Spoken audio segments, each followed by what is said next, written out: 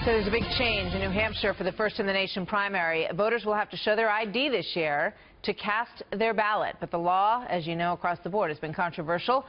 Shawn is in Manchester, New Hampshire for us today with some more on this. Good morning, Eric. Good morning, Martha. You know, Donald Trump has campaigned here warning about voter fraud. Well, officials in the state deny it is rampant. For the first time in a presidential primary 2 weeks from today, voters will have to show their voter ID. But some worry it will lead to long lines and delays.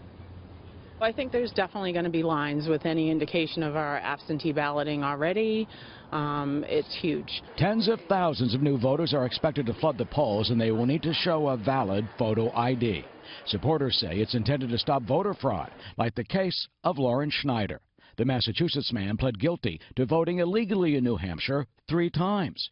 Once in the 2008 presidential election, and then again 4 years later in 2012, in both the presidential primary and the November election.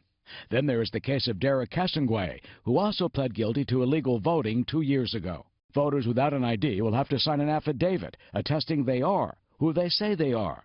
Their vote will be counted, but poll workers will also take their picture with an instant camera.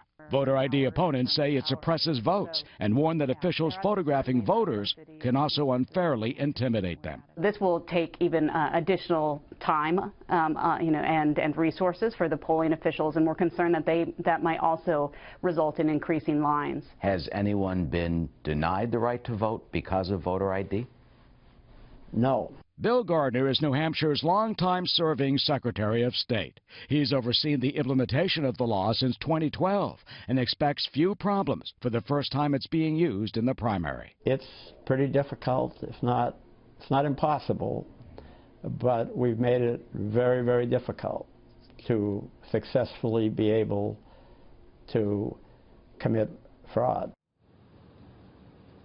Well, officials are confident that this time things will go well, and in this election, voters will only be voting once.